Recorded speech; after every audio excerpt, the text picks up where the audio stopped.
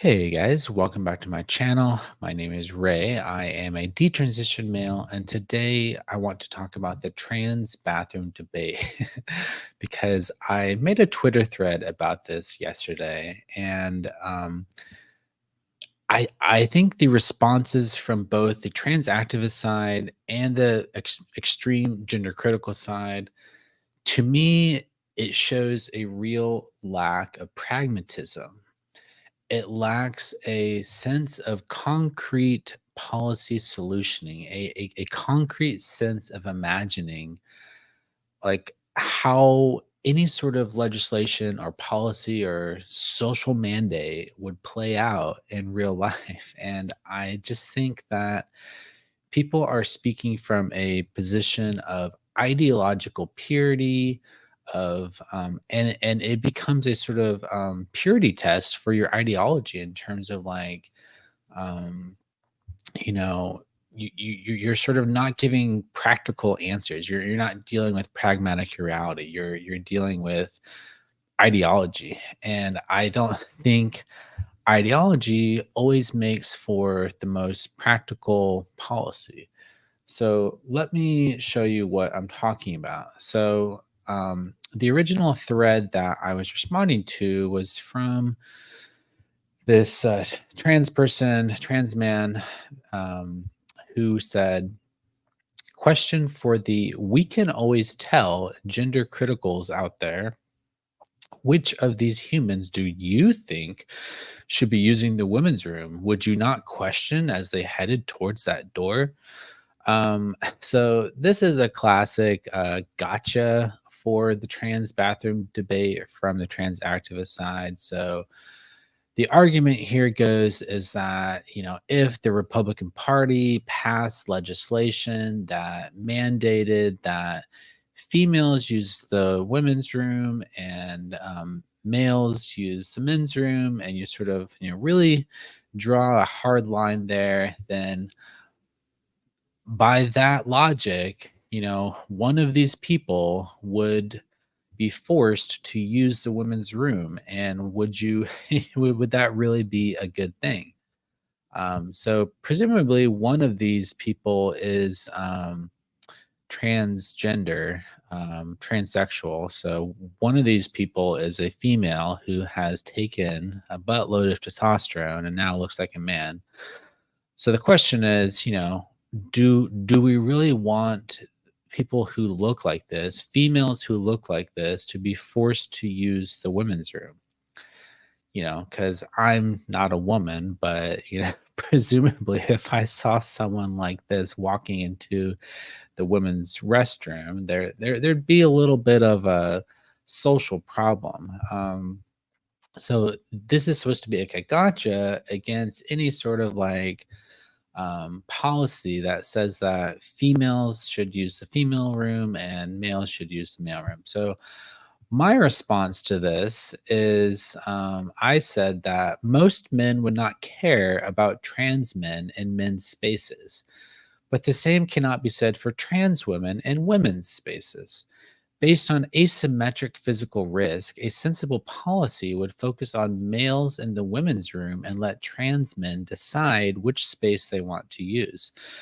Thus, this is not the gotcha that most trans rights activists think it is. Instead of legally mandating males use the male space and females use the female space, a better policy would focus on safeguarding the female spaces and allowing females to use the male space if they so choose, since there's a asymmetric physical risk.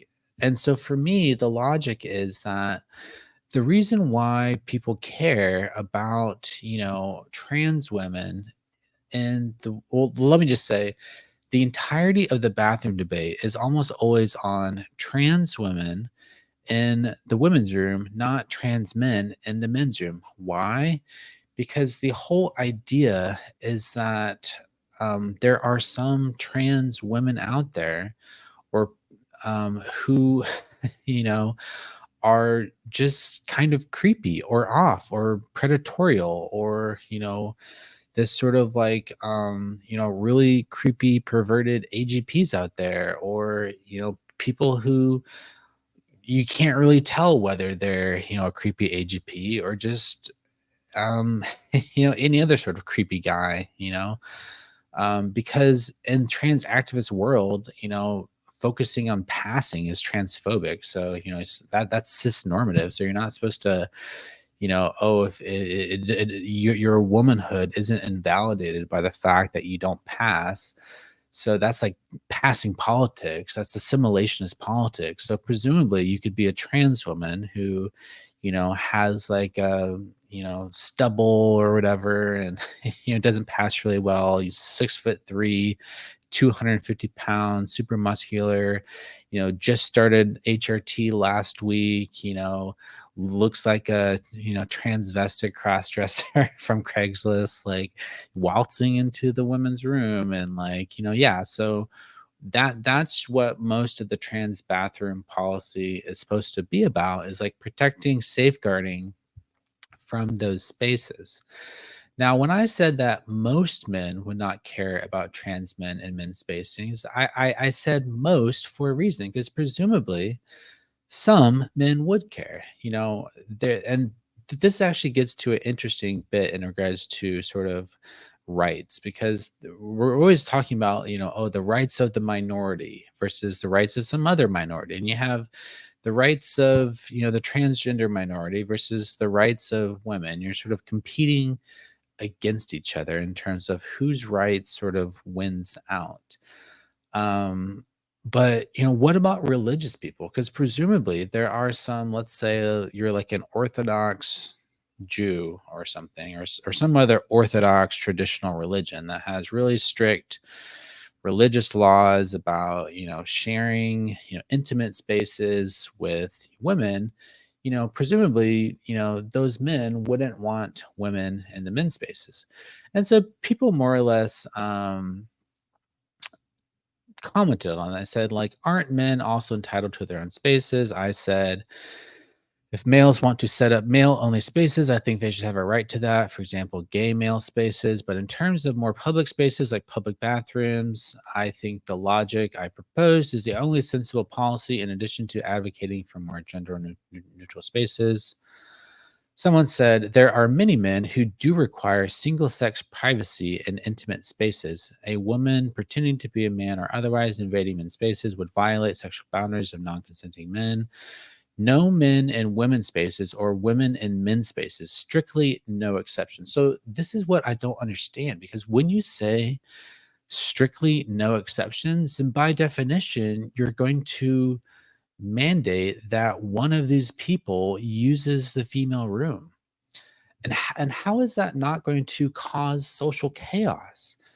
I mean, suppose one of these trans dudes walks into the women's bathroom, a and, like, presumably the logic is like, well, they were female socialized, so they're not going to be predators. So therefore, it's safe for them to use the women's room because they're females, because they have female psychology and they're female socialized. So therefore, they're not predators because it's males, born male, socialized male, who are the more at risk of becoming a predator. So it's safe. Well, if you're one of these women in the women's room and one of these guys walks in, like, you know, like, how are you going to tell whether they are, born female or not? Like how would you know outside of them dropping trow and exposing their genitals to prove to you that they're female? How you're gonna do like a and this, it's not like there's gonna be like you know uh biological scanners on the bathroom door. How are you gonna tell that this is not just a male walking into the women's room, because they pass as males? That's the whole concept of passing. So I don't know how you're supposed to, it's just, it doesn't make sense. Like, this idea of like no exceptions. I mean, come on. Like, this is why, like, if you say no exceptions, then you're forced to say that one of these guys is going to walk into the women's room. And, um, They say that, let's see, more replies. Some men don't consent to women in their spaces either, and consent isn't transferable from the ones who do. It's totally irrelevant whether people can always tell or not. A successful con artist isn't justification for the legalization of fraud. This argument is idiotic. So, yeah, there's this idea that, well, most men wouldn't care, but some men would care. Some men do not consent to women in their spaces. And the consent of most men doesn't transfer to the consent of some men. Well, I don't think that argument flies because these are public. I mean, this is like bathrooms, people. Like 99% of people using the bathroom are just vacating their bowels. And so, this whole idea of consent, it makes sense in the context of the female space because there's a safeguarding concern. So, we care about consent there much more so because there's this safeguarding because we're trying to safeguard against the predatory males who are, these creepy people who are potentially using the women's bathroom. But in regards to the men's spaces, I don't think it's a matter of consent as much because you kind of have to compromise. You have to deal with pragmatic reality. And the pragmatic reality is that transsexuals exist in society. That is a fact. It is a fact that transsexuals exist. And even if, tomorrow, legislators in the country just banned all transition and no one ever transitioned again, that would still leave you with the fact that there are tens of thousands of transsexuals out there, trans guys who look like men, um and we have to deal with that. And likewise, there are trans women who pass really, really well.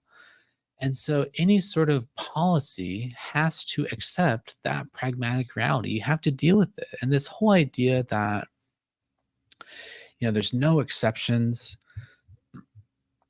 I just don't think that's pragmatic. And this is why I think these conversations are about ideological purity.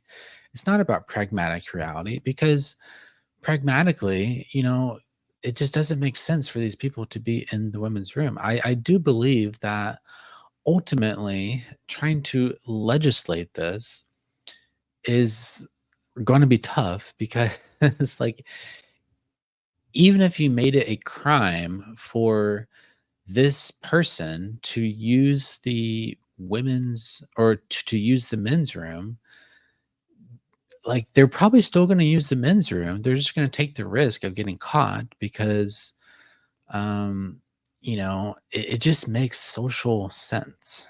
Um, and like, and I think in terms of safeguarding, what we want to do with the women's space is sort of normalize the idea for women to sort of say if they see someone in the bathroom who they don't think should be there, like let's say a trans woman who is creeping them out, doesn't pass very well, like we should normalize, being able to push back, to be able to go to the manager, to be able to call security or something. Whereas now the like trans activists will say like, well, that's transphobic. Like you can't push back. You can't say anything like because trans women are women and like and they say passing doesn't matter and you can't push back.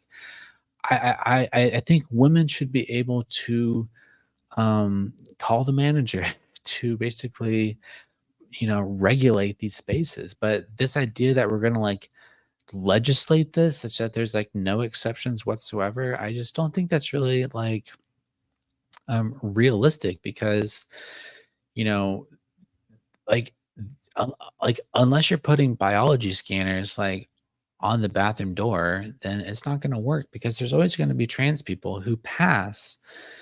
And we have to kind of like allow social norms to regulate these things in a organic way. Trying to overly legislate this is, I think, difficult. And yes, I do think that a lot of trans women feel entitled to use women's spaces.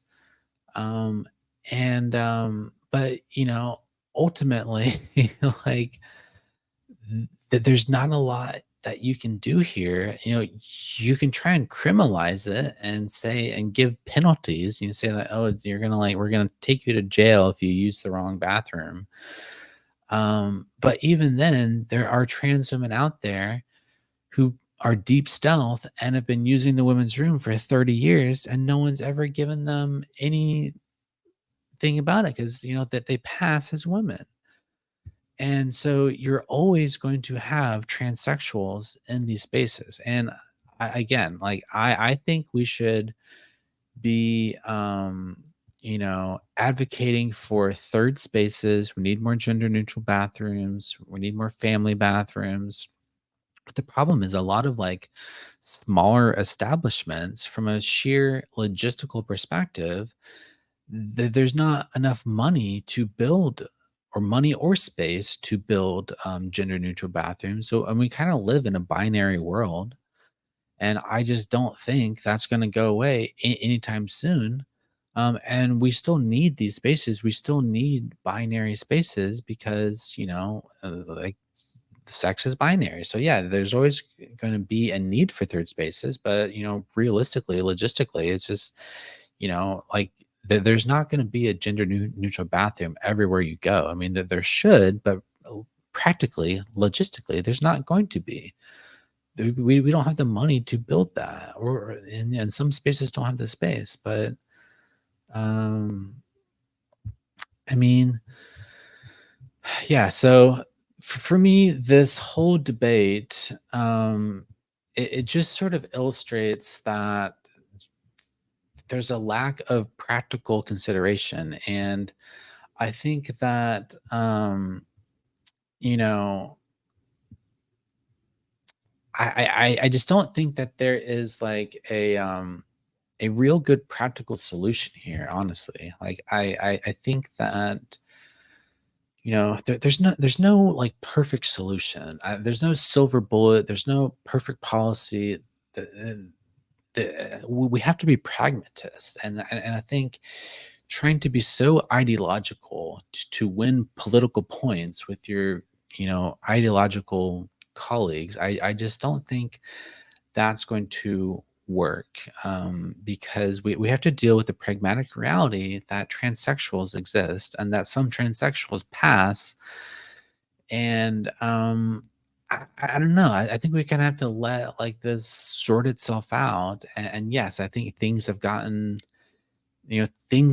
too far to some extent. But in another sense, given the practical realities of transsexualism, given that there are tens of thousands, hundreds of thousands of transsexuals in this country, um, like there has to be a good solution here. And a lot of these trans men, females who take testosterone, they look like men. And I don't know. So for me, this whole debate is frustrating because I see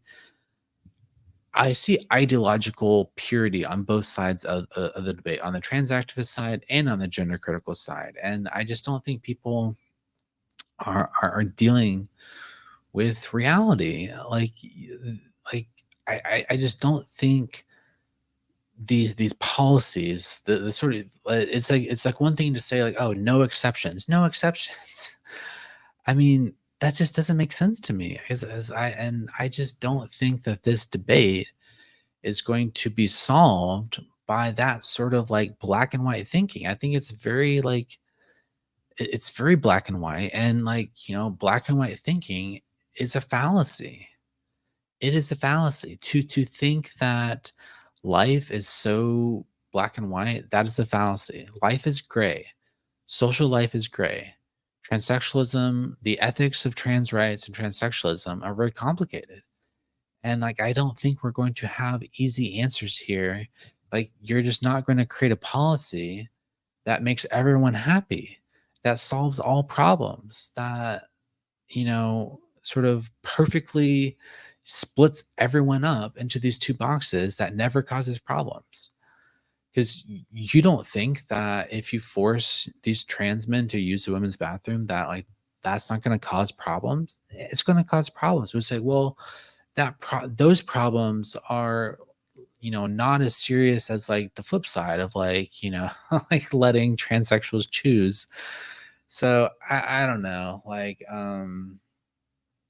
I just think that this debate is like it is intractable to some extent.